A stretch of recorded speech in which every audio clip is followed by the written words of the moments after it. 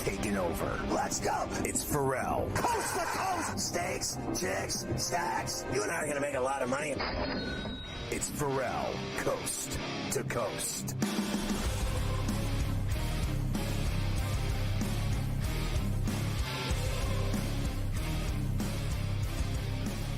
Yeah, Carver High, just your reaction to what I said about Siakam. Like, I don't deny his skills and his abilities and what he brought to the Pacers. But when the rubber hit the road, what happened? He didn't do anything. So at the highest level, you got your preview. You got to watch him play 4 games against the Boston Celtics. And in the fourth quarter of those 4 games, he and his teammates, and he was a big part of it, turned the ball over so many times, I thought I was watching an 8th grade game. I've never seen a team turn the ball over more with turnovers, like bad, like throwing balls away, dribbling balls off their legs out of bounds. You name it, they did it. Getting stripped, stolen, jump balls, not protecting the ball. I thought the Pacers were awful. And he was a big part of that. So you saw him in the ultimate level fold up shop. And now you want to give him $300-some million. Well, for what? Look, I think that he's a guy that if he's one of the 3 best players on your team, I think that's a really good thing. I think that he's a guy. I don't know if he could be your best player on your team. But I think if he's one of your top 2 or 3 guys, it's massive, like he would have been in Indiana if Halliburton was playing, and maybe they had one other piece. But all these guys get $300 million now. That's the other part of this. Like, you talk about Supermaxes, like the 40th best player in the league gets $200 million. The 50th gets $150. Like, everybody makes huge money now in the NBA. That's why it's difficult to gauge where he should be, because he's going to get that $250, $300 million. They all do. Yeah, and that's it's criminal. Yeah, well, it's gotten pretty out of control. What we say last week. What are these guys who got this All NBA team Supermax going to get? Like in the 4th year of their deal, like $86 million for 1 year. Yeah, it's kind of, when is enough? I guess is what you have to say at some point. Thing. If you make that kind of money, like Luka Doncic is going to get that money. Meanwhile, we already know he spends the entire game from the minute that he starts complaining before they open the tip off. He starts complaining when everyone's coming on and saying hi to one another before the tip. He starts complaining about something. He complains more than anyone I've ever seen in pro sports. Meanwhile, if I made $86 million for 1 year to be as good as he is, why would you even open your mouth and complain about anything? I'd be like, I'm the luckiest dude in the world. Like, $86 million they're paying me to be fat, and I can have a triple-double anytime I want because I'm 6'7", and I got a killer handle and incredible instincts to feed buckets. You talk about, they should name the dime after him. He's the best passer maybe I've ever seen, except for Jason Williams. No one will ever be better than White Chocolate. Ever. White chocolate, no doubt about that. That's for sure. You want more big money? How about coaching big money? Ty Lue, 5 years, just about $70 million extension with the Clippers. So there was some talk he wanted to get extended. Gulp. There you go. Big money for Ty Lue. They got plenty of it, right? They move it into that new Shangri-La over in Inglewood. Ballmer got plenty of money for him. It must be nice knowing that they gave you that money so you wouldn't go to the Lakers. Yeah, we could pretty much say that too. So Kidd got more money and Lou got more money, all because they were in those rumors that maybe they would go to the Lakers. That's right. That's exactly right. That's why they got those deals, was because of the Laker opening. And they both would have been hired in 5 seconds by the Lakers. Yes. The Wizards named Brian Keefe their head coach. Who? He was the interim head coach for the end of this year. I guess they felt he did a good enough job that they're going to bring him back around. Brian Keefe keeps the job. Or it's the same thing they'll be smoking at the Grateful Dead show that I go to is Keefe. That's all I know. More people know Keefe from that end of the spectrum than who Brian Keefe is. Cleveland is still looking for their new head coach after firing Bickerstaff last week. They have been granted permission to speak with Kenny Atkinson from the Warriors, and here he is again. Our man, James Borrego, Pelicans assistant James Borrego, also going to interview there. Man, this guy's got to get a job. Everybody wants to talk to him. Well, what's going to be interesting is if he goes through all those interviews and doesn't get a job. Honestly, because he's mentioned for every job in America. I mean, every CEO opening, you name it. President, schools, politicians. James Borrego is everywhere, except he never gets the job, if you haven't noticed. And I still feel like they're going to hire J.J. Redick unless they've got something up their sleeve in Los Angeles. And I think Kenny Atkinson is the clear choice in Cleveland. You got to go with a guy that's already worked with half those guys and built their careers. Yeah.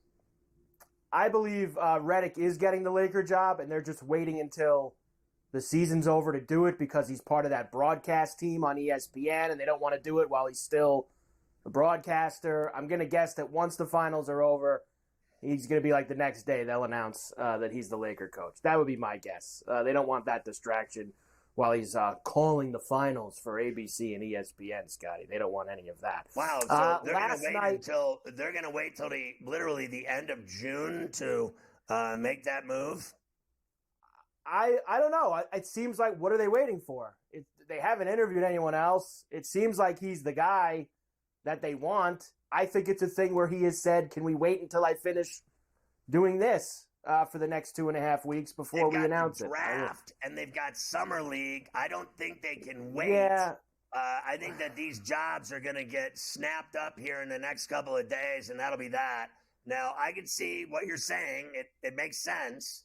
But I don't believe the Lakers can run their business based on ABC's happiness with their broadcast crew.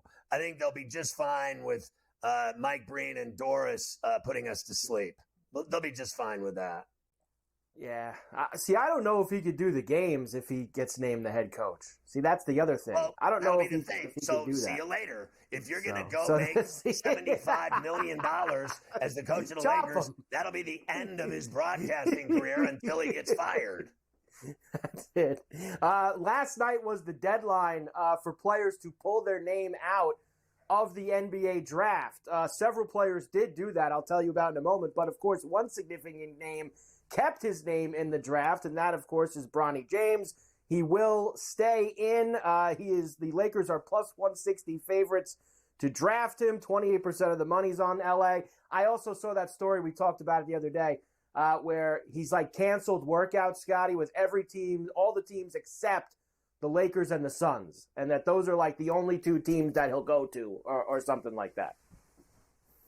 Yeah, and you know what? I got to be honest with you. I just don't care anymore about this. I can't take it anymore. I really can't. You know, I have never in my life seen a guy as average as he is get this much attention in my life, and it's not because he doesn't. You know, he has no game. I mean, let's face it. You know what's embarrassing about this is that the media actually sucked on this popsicle that. They showed him shooting threes at the combine, standing in the corner with a guy feeding him balls and hitting threes. And he hit like 13 threes in a row. And everyone, like he was Steph Curry or something. And that's what we're, gauging his talent on, is that he can hit a standalone corner pocket three, in a shoot around. I can do that drunk. Okay? So he can shoot some threes. Well, isn't that – I mean, what more reason do you need to draft him number one in the NBA draft? I mean, the guy had no game in college. No game at all. But he's the only guy we talk about every day on this network. It's enough to make me sick to my stomach. I'm sick and tired of hearing about this hack-ass Bronny James who has no game yet. Call me in 10 years when he turns into something.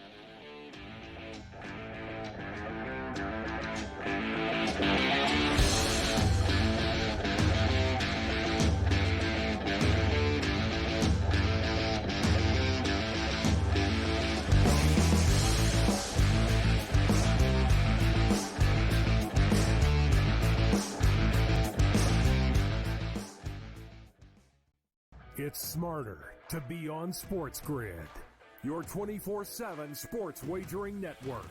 The early line. Magical and historic season in Lincoln, Nebraska continues. He is the best player in the NBA, but also in the biggest moments where the national media is watching. Newswire. Something that we have never seen happen before with one of the iconic coaches in the game. Ferrall coast to coast. The team covers. It's automatic. It's every time. Not sometimes. It's every time. Game time decisions. Luka is actually far more dangerous from three on the road this year than at home. This game here tonight, you may want to consider taking as many points as humanly possible. In-game live. Prime time. We got not one, but two coaches fired systems in place. Sports Rage This late sort of night. has letdown written all over it. It's going to be hard to match the emotion that they played with the other night. It's smarter to be on SportsGrid. The Bostonian versus the Book. That was Aaron Rodgers' thing. It's your quarterback in the first round. Yeah. It's a luxury pick. We don't have the luxury. We're trying to win right now. I'm in a window right now, and you're going to say, no, we're going to plan this for the future. With a guy who had 4 years, 4 seasons ended by injury. 4. Like, Michael Penix is a walking injury. Like, what are you doing taking him in the top 10? The Bostonian versus the Book. And now you have to qualify in these majors. You got to go do it, man. Like, and it just comes off really petty to sit up there and be like, I'm not. You know what you signed up for. So I don't like the pettiness. And I 100% think Taylor Gooch should be in the major championships. Mm-hmm. So in the same note, I'm saying this, but also it's like, hey, this is the world in which we live in right now, and you don't deserve anything. Only on SportsGrid.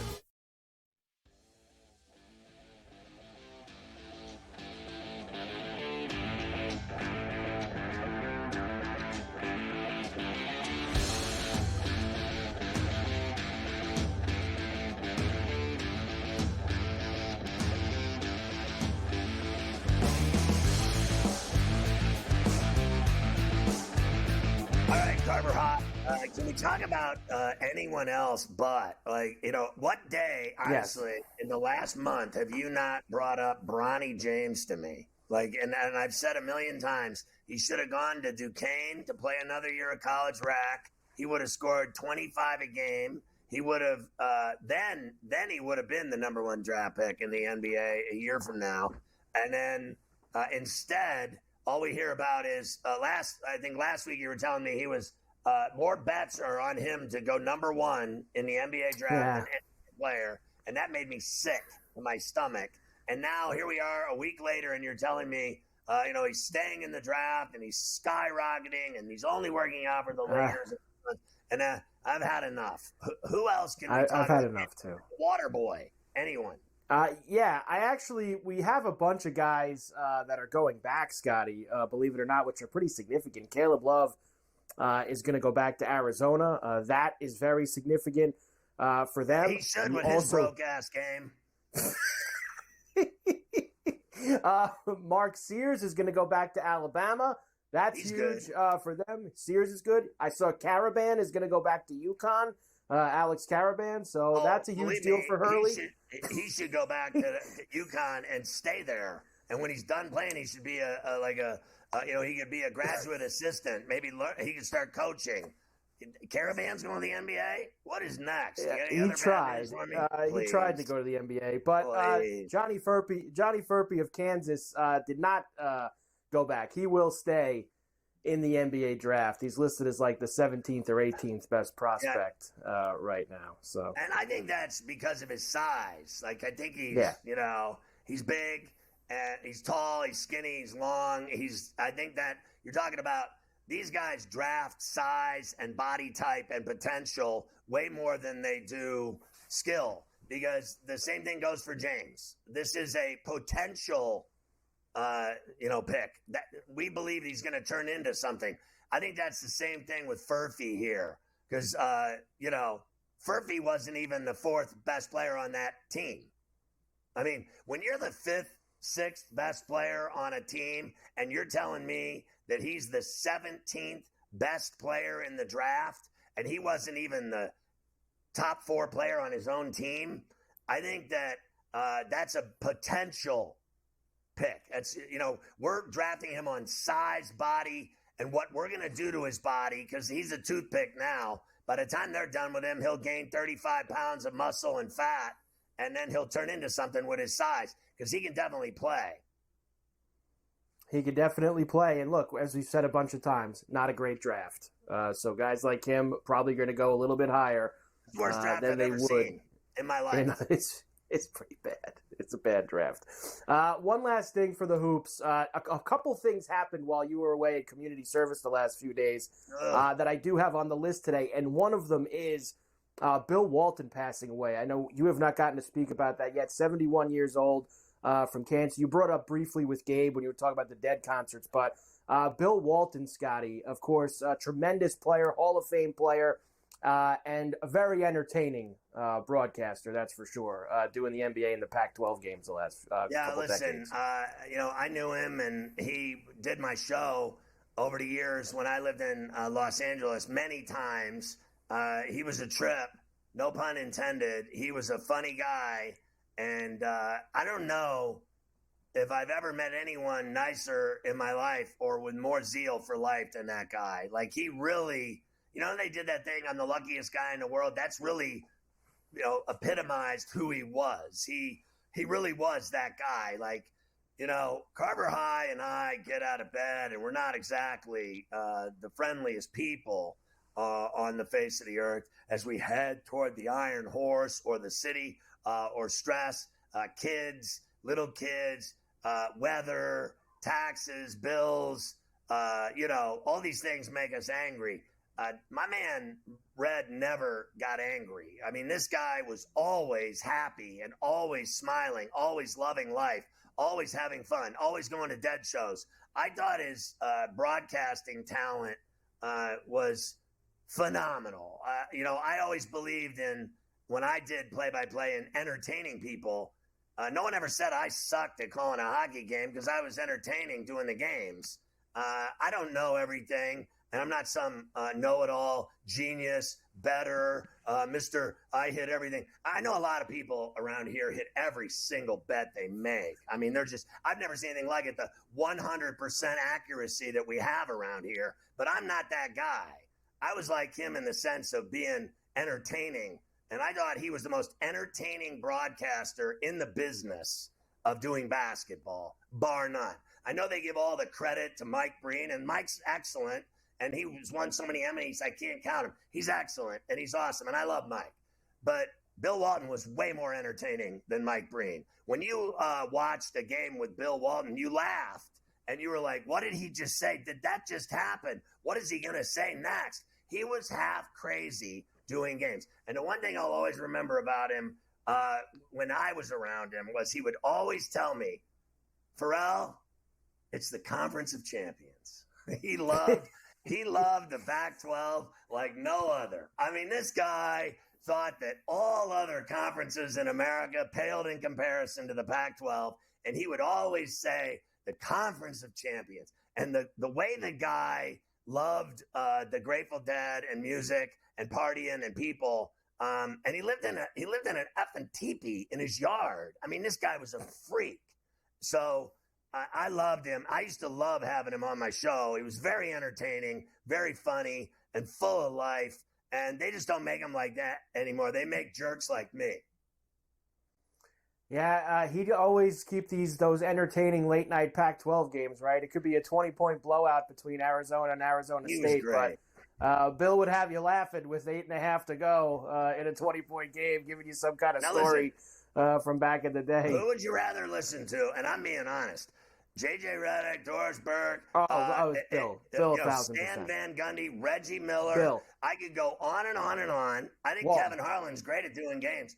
Bill Walton's better. Like, Walton. am I going to – no, listen, people used to say the same thing about my friend Dick Vitale. Dick Vitale was the most entertaining color analyst I ever heard in my life doing college basketball. Bar guy.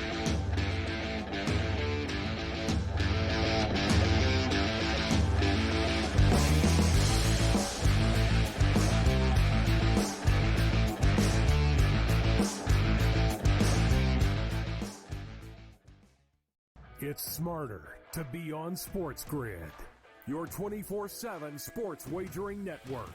The early line. Magical and historic season in Lincoln, Nebraska continues. He is the best player in the NBA, but also in the biggest moments where the national media is watching. Newswire. Something that we have never seen happen before with one of the iconic coaches in the game. Ferrall coast to coast. The team covers. It's automatic. It's every time. Not sometimes. It's every time. Game time decisions. Luka is actually far more dangerous from three on the road this year than at home. This game here tonight, you may want to consider taking as many points as humanly possible. In-game live. Prime time. We got not one, but two coaches fired systems in place. Sports Rage This Late sort of Night. has letdown written all over it. It's going to be hard to match the emotion that they played with the other night. It's smarter to be on SportsGrid. The Bostonian versus the Book. That was Aaron Rodgers' thing. It's your quarterback in the first round. Yeah. It's a luxury pick. We don't have the luxury. We're trying to win right now. I'm in a window right now, and you're going to say, no, we're going to plan this for the future. With a guy who had 4 years, 4 seasons ended by injury. 4. Like, Michael Penix is a walking injury. Like, what are you doing taking him in the top 10? The Bostonian versus the Book. And now you have to qualify, and these majors, you got to go do it, man. Like, and it just comes off really petty to sit up there and be like, I'm not. You know what you signed up for. So I don't like the pettiness. I 100% think Taylor Gooch should be in the major championships. Mm-hmm. So in the same note, I'm saying this, but also it's like, hey, this is the world in which we live in right now, and you don't deserve anything. Only on SportsGrid.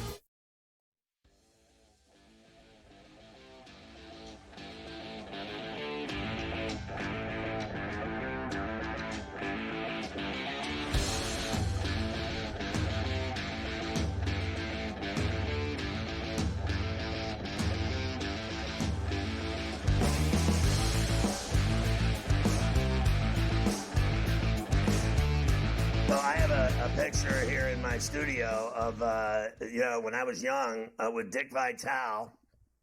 And I used to know Dick and off the court, like in Sarasota, when I was doing A-ball games. And Dick loved baseball, and he loved going to baseball games at Ed Smith Stadium. And he just loves life like no other. And I used to think he was the most entertaining college analyst I'd ever heard. And I'm going to put in that pack Al McGuire. I'm also going to put in that pack of my favorites of all time of Digger Phelps and certainly Bob Knight. When Bob Knight became an analyst on ESPN, he taught people more about basketball in those years that he did it than anyone has ever done as an analyst in the history of the game. He literally taught you exactly what was happening in a basketball game on both sides of the floor at all times. The guy with the ball, the guy defending him, what they were trying to accomplish. And it was a lesson in genius. And then, of course, once again, they usually do. They always get these suits that ruin everything. It's the same story. I could write a book when my career's over of executives that have ruined radio and television over the years with taking, people that were great at doing something and getting rid of them. It is the most unbelievable idiocy I've ever been around in my life of taking a guy like that off the air. Are you kidding me? Like, it was like you learn more in one night watching basketball with that guy than any guy in the history of ESPN, in the history of broadcasting. And so I put Bill Walton in that pack. And I don't know about you, Carver High. So those are some heavyweights I put in there. You put heavyweights in there, and I agree with you on all those fronts. And I think the game has changed. That analyst game has changed today, right? They don't really put the overly entertaining guy in there, an overly entertaining former player in there anymore who maybe would teach you a little bit about the game. It seems like we've turned more towards we want to have someone who's, very like charts and graphs based, that knows the numbers and knows the angles, or someone that basically has to let you know that they're smarter than you the entire time. That's kind of what it's come to. Or they're famous. And it doesn't, but even like the famous guys, like I'm very interested to see what Brady does this year, right? Because I think that Is Brady going to be buttoned up and, kind of get into that mold? They're going to groom him into being just a straight guy, the straight guy who doesn't say anything negative about anyone and doesn't want to talk bad. Like, you need entertaining. You need to be able to call out both of the teams at any point. They got rid of Jeff Van Gundy. He was entertaining. They got rid of Jeff. Because he killed the refs and he killed the league. And that's why they got rid of him. Listen, I don't deny. I respect Doris and her. She loves the game. I don't bemoan her for anything. I think she's fantastic. She does love the game. I'll give her that. But honestly, I've had more fun at christenings, than listening to her do a game. I think she loves the game, and I love anyone that loves basketball as much as she does, and I don't have a problem with her. I'm just telling you, there's no way people want to be entertained. Have we not said that for years? Like, are you not entertained? Like, people want to be entertained. They don't want to go to a funeral. You wonder why. I watch baseball. I can't even make it 3 innings. Like, I was watching the Cub game today, and it was like 1-0 after, and then Bellinger hit his home run. I wanted to stick forks in my eyeballs. It was so boring. And I was sitting there watching with my son. I'm like, baseball is so damn boring. Oh, my God, golf's better now. Golf is better than baseball. It's way better. Yeah, they need to get some entertaining people doing these games more often, and they just don't have that right now at all. And to your point with Doris, it's just, they had Doc in there at the beginning of the year when they put this new team together, and I actually think, say what you want about Doc as a coach, I actually think Doc's pretty good as an analyst because he's not overly entertaining, but it was comfortable enough where that Doc coached for so long and he played and he would give you nuggets about the game. I think putting JJ with her, who's so charts and graphs, analytic based, it just hasn't been the right fit. So I actually do hope he takes the Lakers job. I thought Stan Van Gundy had the line of the season the other night. And he's like, man, I get a lot of emails from fans that love watching the refs over at the review table. They can't get enough of it. That's a great line. See, that's what you should be saying. It's stuff like that. Be entertaining. All right. After you talk to Coach and Davis, we will get into all of the baseball. I got a lot of baseball for you, including how about Skeens with 9 Ks yesterday. He was unbelievable for the Pirates. I love Skeens. Too bad the Pirates suck.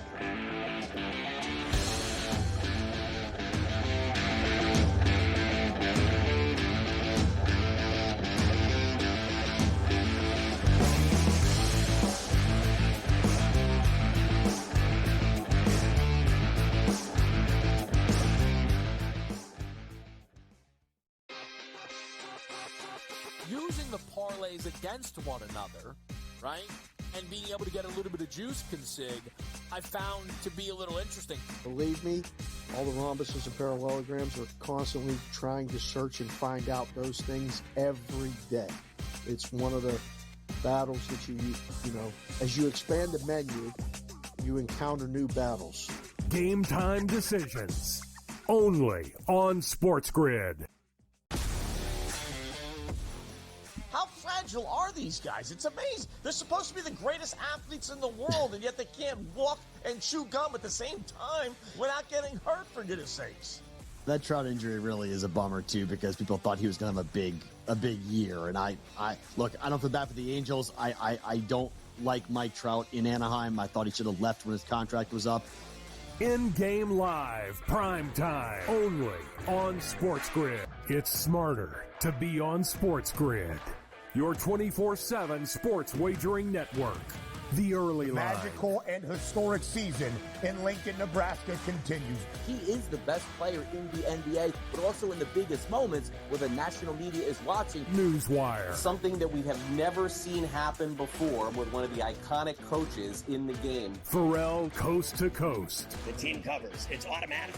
It's every time. Not sometimes. It's every time. Game time decisions. Luka is actually far more dangerous from 3 on the road this year than at home. This game here tonight, you may want to consider taking as many points as humanly possible. In-game live, prime time. We got not 1, but 2 coaches fired systems in place. Sports Rage This late sort of night. has letdown written all over it. It's going to be hard to match the emotion that they played with the other night. It's smarter to be on SportsGrid. The brighter the lights, the bigger the stakes. Hunt or be hunted. Know your prey. This is a whole new jungle. This is The Lion's Share. Brought to you by BetMGM. Yeah, I'm excited about the new betting market for the NHL playoffs that you can only get with BetMGM. They have the empty net gold market for the entire slate, as well as specific games like that empty netter I hit last night, the stuffer for that 5-2 win and a plus 195. Thank you, BetMGM.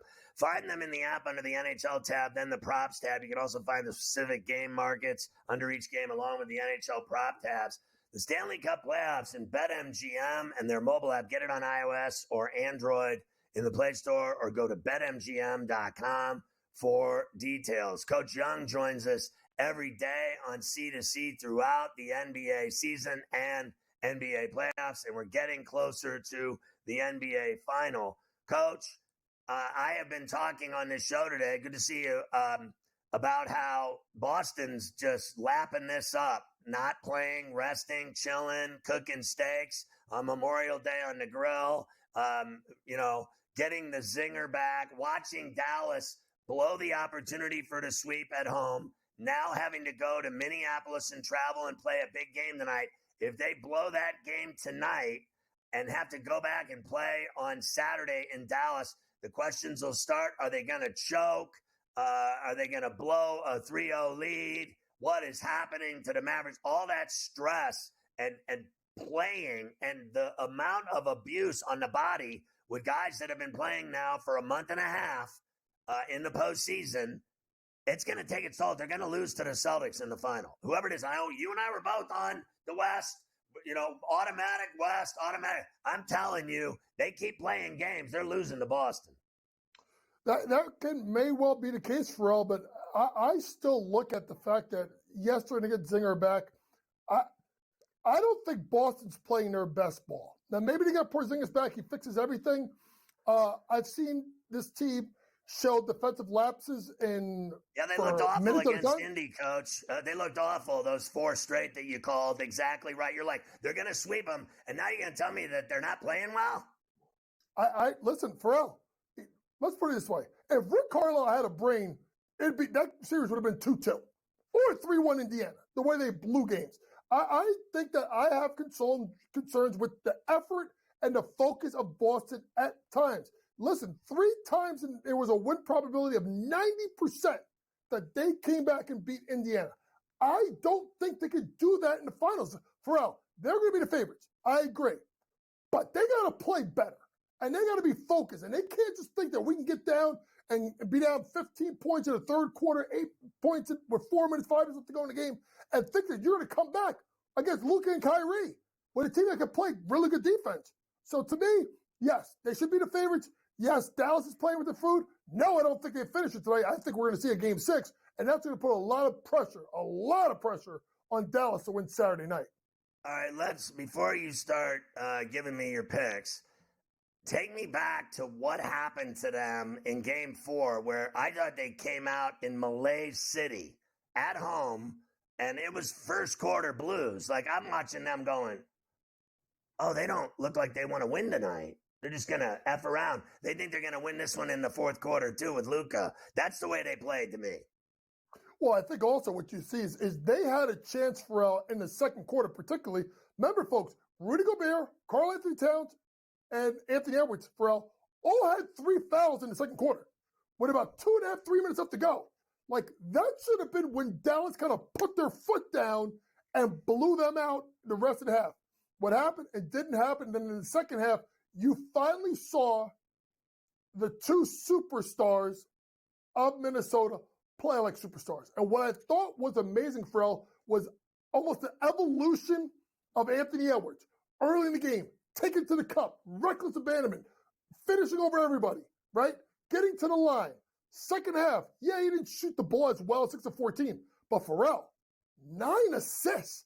They really put the ball in his hands, and he showed faith in his teammates, particularly Karl-Anthony Towns, 7 of 10 from the floor, 4 out of 5 from 3. I just think maybe Minnesota got a little bit of mojo going, Ferrall. Can they bring it back with them at home? Watch the start. They got to jump out and have a good start today, Minnesota. If they do, it may get ugly. This could be the game that could happen. Well, I think you and I watched the game similarly.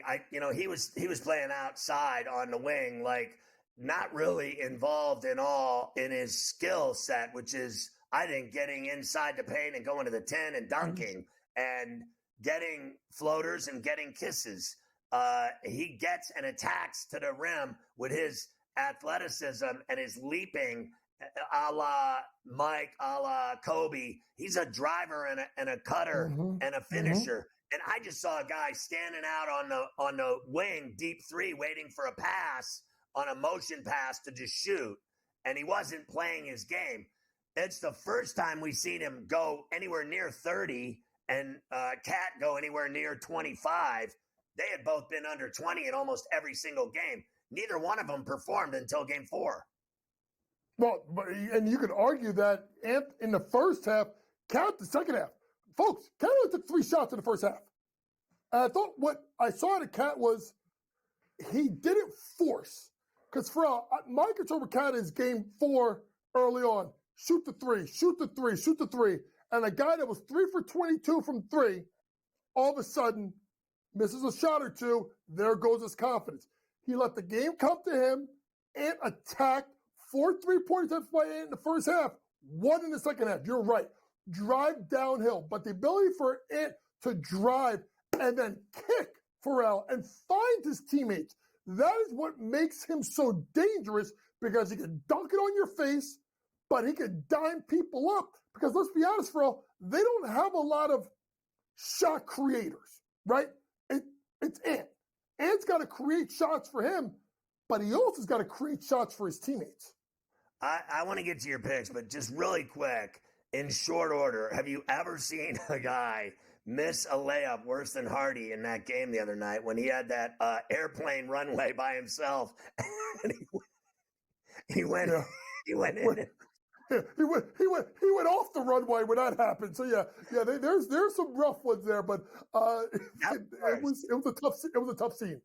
That was the worst bunny I've ever seen all year of anyone miss in my life. He ended up having a decent game. All right, Coach, let's get to your lion's share plays for tonight in Minneapolis at the Target.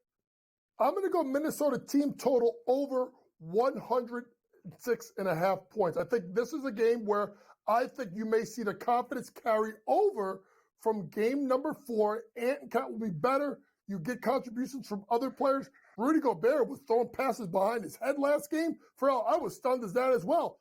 I think they're going to score some points. They're going to get out of transition and, most importantly, feed off the crowd. Over 106.5 points. What about Cat? Well, I think Cat's going to benefit from it. I think he goes over to 10.5 rebounds plus assists, because I think Cat is a guy, Ferrall, how do I say this? He's got to feel good to play good, right? So I think he comes out with confidence, but I think he tries to do a little bit of the extra stuff, the rebounds, the assists. Let the game come to him. Cat over his rebounds plus assists. And Jones?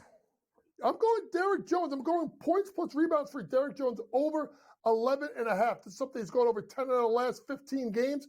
This is something I think he can get to pretty easily, as I think teams will load up on Luke and Kyrie, make him make a couple of shots. And if you look at head-to-head matchups, 4 out of the last 6 games, he's gone over this number. What is Lively's status? And they didn't look good without him.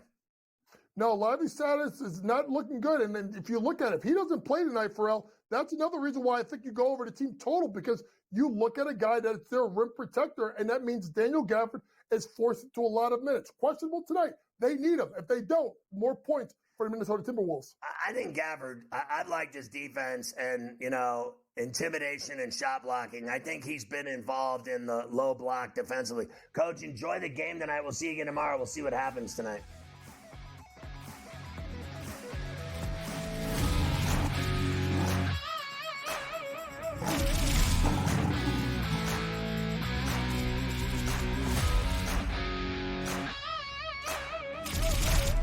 The Lion's Share, presented by BetMGM.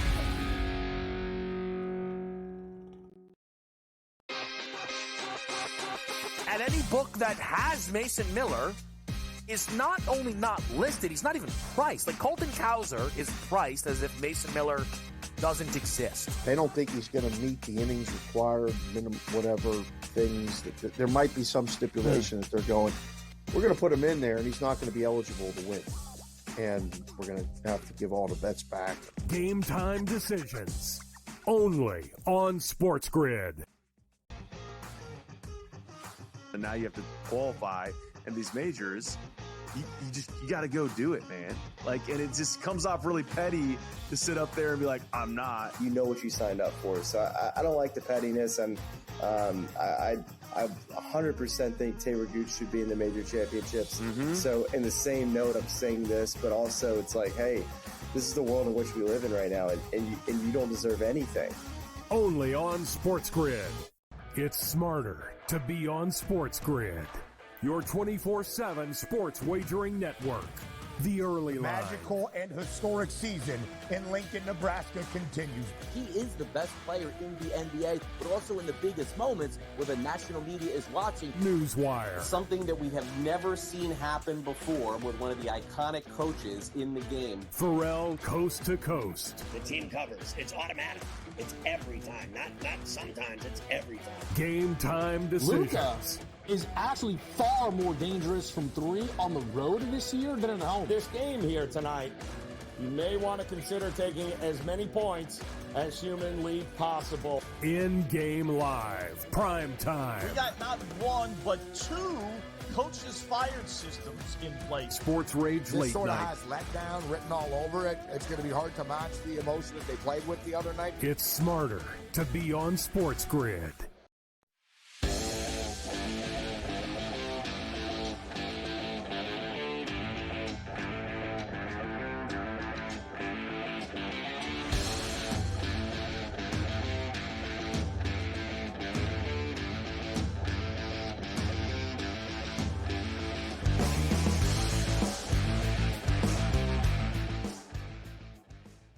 All right, Davis Maddock is from Fantasy Sports Today. You can catch him on Saturdays with Scoop Mish on that show here on SportsGrid, and you can see him on Coast to Coast every day here with us. You can follow him on X at Davis Maddock, Mattek.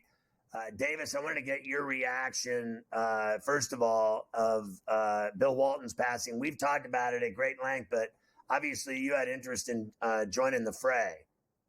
I did want to join the fray. I mean, look, there are a lot of amazing things that people have said about Bill Walton. It's always sort of incredible to see when a public figure passes and like people you didn't even know even liked basketball come out of the woodwork to be like, oh my God, Bill Walton, what an incredible guy. Really, the only thing I wanted to add to the conversation was so much of sports, Scotty, it's not fun anymore. You know, it's we everything is so serious. It's all life or death. We're already talking about, you know, are the Timberwolves going to be able to keep these group of guys together and all these things. And the thing that I always loved about Bill Walton and about watching Bill Walton play was he just emanated joy. He was always so happy. It's the same feeling I get when I watch Jokic play, where I'm like, that, you know, fish got to swim, birds got to fly, and Bill Walton had to make incredible full court passes. And you know, I just think the basketball world is going to be much less bright without his presence.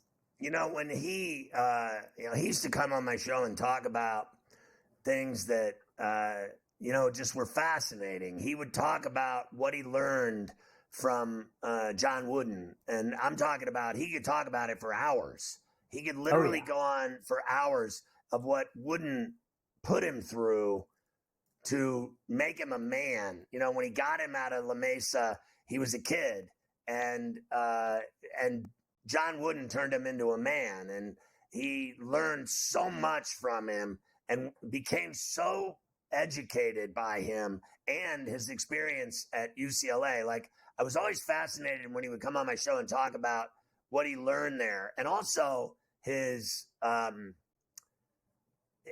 ability to make his own decisions and stand up for himself and to fight for what was right and to protest the Vietnam War and things of this nature. I understand people don't like that and people get all worked up about protests and people's opinions of politics and wars and religion and such. But he did what he wanted to do. And he stood for something and got arrested. And people, a lot of people talk big about, their opinions, and very few actually go through with them.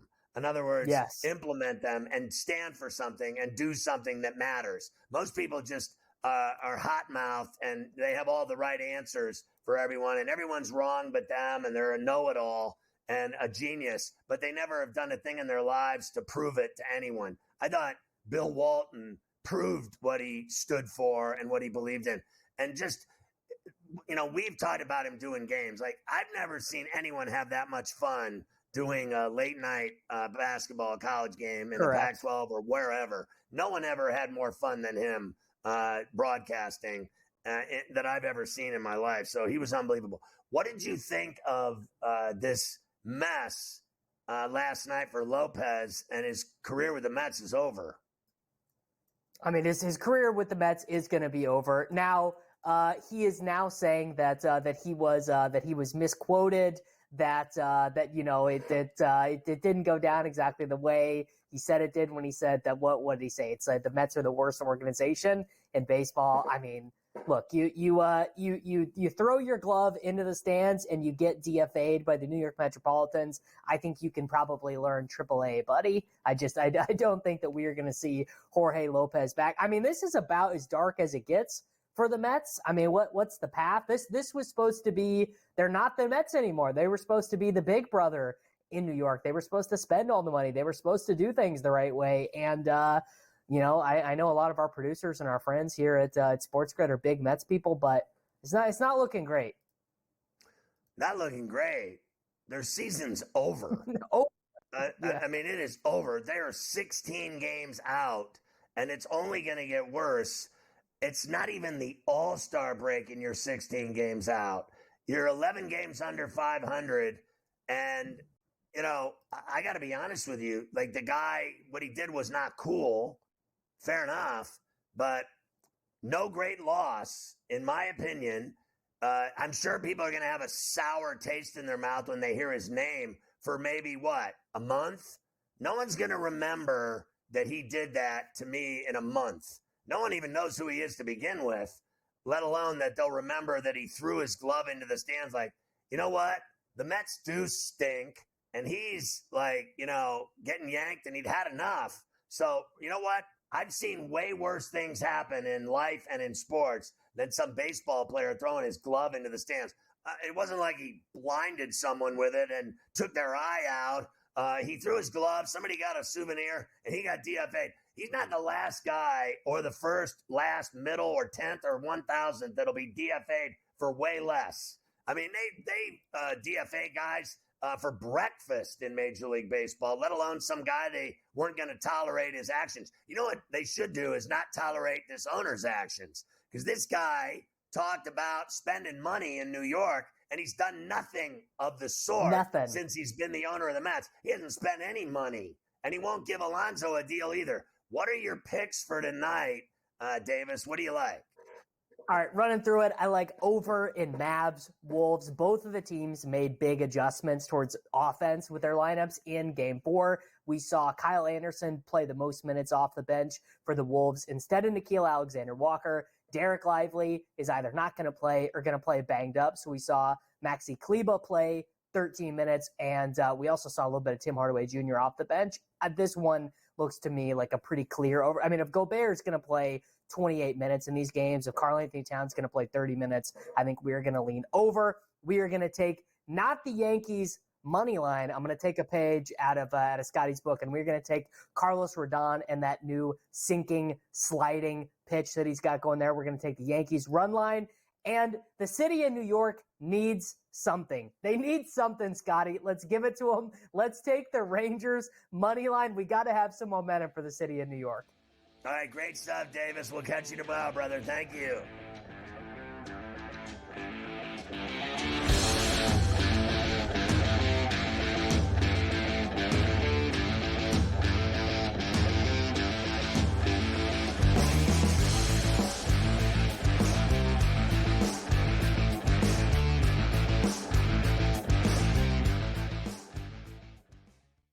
It's smarter to be on SportsGrid, your 24/7 sports wagering network. The early line. Magical and historic season in Lincoln, Nebraska continues. He is the best player in the NBA, but also in the biggest moments where the national media is watching. Newswire. Something that we have never seen happen before with one of the iconic coaches in the game. Ferrall coast to coast. The team covers. It's automatic. It's every time. Not sometimes. It's every time. Game time decisions. Luka is actually far more dangerous from three on the road this year than at home. This game here tonight, you may want to consider taking as many points as humanly possible. In-game live. Prime time. We got not one, but two coaches fired systems in place. Sports Rage This Late sort of Night. has letdown written all over it. It's going to be hard to match the emotion that they played with the other night. It's smarter to be on SportsGrid. The Bostonian versus the Book. That was Aaron Rodgers' thing. Took a quarterback in the first round. Yeah. It's a luxury pick. We don't have the luxury. We're trying to win right now. I'm in a window right now, and you're going to say, no, we're going to plan this for the future. With a guy who had 4 years, 4 seasons ended by injury. 4. Like, Michael Penix is a walking injury. Like, what are you doing taking him in the top 10? The Bostonian versus the Book. And now you have to qualify, and these majors, you got to go do it, man.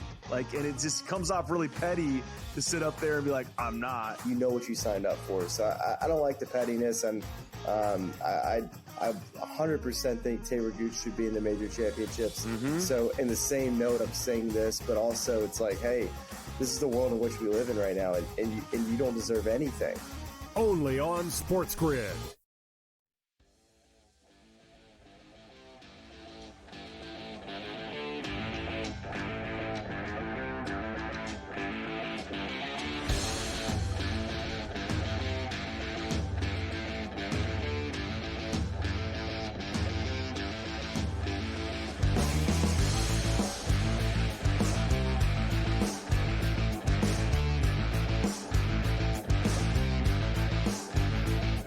Our boy KW Kevin Walsh was on the early line this morning talking about teams that might have a shot outside the top 4 in baseball to win the World Series. But if I'm looking at the top 4 teams in Major League Baseball and splitting them up, Kevin, 2 and 2, 2 National League teams, 2 American League teams, to me, it really is the Dodgers and the Phillies, the Yankees, and also the Orioles. And I don't see much pushback from anybody behind them. The Braves would have been there, but you can't lose a Cy Young pitcher and an MVP and expect still to be yourself. And also the Philadelphia Phillies with a 5 or 6 game lead now this early. Typically, you were down 5 or 6 games this early to the Braves to try to chase them down. Outside of those top 4 teams, do you see any other teams that can sort of creep into that equation? Because for me, it looks like the top 4 and everybody else. I think the difficult thing is, so far, history would suggest that the bye is not helpful, right? Let's forget the idea that the bye is harmful, which is absolutely on the board. It suggests it is not something that is beneficial to these teams at the top. So I think you're right, Donnie. Those are the 4 best clubs. Because the Atlanta stuff, sometimes there's injuries, there's overreactions and value. I hate every Atlanta number. Like if you made me bet a Brave number, it would be to miss the playoffs. I just don't think you're getting enough at that 14-1 marker. But I think based on what we've seen from Major League Baseball, even if you're right, Donnie, those teams at the top are the best in the bunch. And I bet Baltimore before the year to win a World Series. If I were to bet another team, I'd want a big ticket. I expect this team to be in the mix type of team. A San Diego Padres and Milwaukee Brewers, for example. All right, Carver High. We carry on with baseball. That was from the early line today. Kevin on with Donnie, obviously talking about teams to bet on for the World Series. And I'm not at the break. And I'm, predicting who's going to win the World Series now. And, I can barely get to the All-Star break, let alone think about October. So, I mean, that's my problem with it. But I can obviously see everyone else is concerned about it. No doubt. I want to give you a couple things from last night, and then I have a few games for you tonight that we have to get to as well. Yankees did beat the Angels 2-1 out in Anaheim. We know that this place is usually a house of horrors for the Yankees, like it was the other night when Ward had that 2-run double in the 8th. Last night they were able to hold on 2-1. We always love, Scotty, the Little League homers on Coast to Coast. Anthony Volpe with the triple that turns into the Little League home run on the overthrow on the Yes Network. Line drive, it's a base hit down the right field line, into the corner. Volpe is rounding second. He's going for 3. The throw is not in time as it gets by Guillorme. Now the ball went into the camera well, which means that Volpe gets to go home. There you go. Volpe's hitting streak is really impressive. What bothers me, Mike, is how they struggle against this crappy team. They can't beat the Angels by 2 runs. Every game they either lose or it's a 1-run game. You'd think they were in the World Series every time they play the Angels in Anaheim. It is unbelievable to me how they struggle in Seattle, Oakland, and Anaheim. It makes me sick to my stomach. There's really no point in betting on them out west. They just don't cover. They don't, and they're on a very long 3-city California trip, of course, which started in San Diego last weekend, Anaheim, and they'll be in San Francisco this coming weekend. Did you see Boone get thrown out? Yes. As well last night, and I thought it was interesting, Scotty, because it's the same exact play that the Oriole-White Sox game ended on last week that we talked about, right? That runner getting called out for interfering at second base. Boone was hot. He loves to get thrown. I mean, he gets thrown out more than anyone else.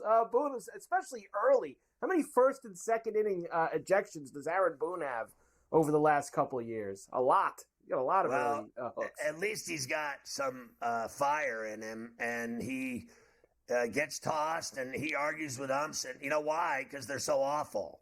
And you know what? I like anyone that argues with these crap umpires they got in Major League Baseball. We've talked about this over and over and over on this network. It's just that simple. Like the call in the Orioles game was the most embarrassing call I've seen in baseball in a decade. And then last night, it's like anyone that even goes near second base now is interfering with the shortstop. It's unbelievable.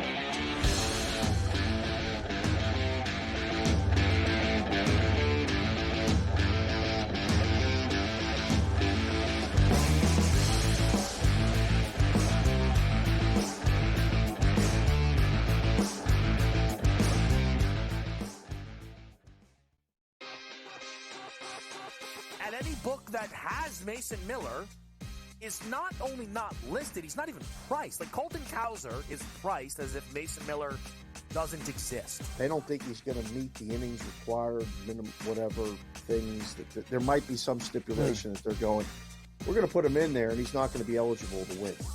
And we're going to have to give all the bets back. Game time decisions. Only on SportsGrid. And now you have to qualify, and these majors, you got to go do it, man. Like, and it just comes off really petty to sit up there and be like, I'm not. You know what you signed up for, so I don't like the pettiness, and I 100% think Taylor Gooch should be in the major championships. So in the same note, I'm saying this, but also it's like, hey, this is the world in which we live in right now, and you don't deserve anything. Only on SportsGrid. It's smarter to be on SportsGrid, your 24/7 sports wagering network. The early line. Magical and historic season in Lincoln, Nebraska continues. He is the best player in the NBA, but also in the biggest moments where the national media is watching. Newswire. Something that we have never seen happen before with one of the iconic coaches in the game. Ferrall, Coast to Coast. The team covers. It's automatic. It's every time. Not sometimes. It's every time. Game time decisions. Luka is actually far more dangerous from 3 on the road this year than at home. This game here tonight, you may want to consider taking as many points as humanly possible. In-game live, prime time. We got not 1, but 2 coaches fired systems in place. Sports Rage This Late sort of Night. has letdown written all over it. It's going to be hard to match the emotion that they played with the other night. It's smarter to be on Sports Grid.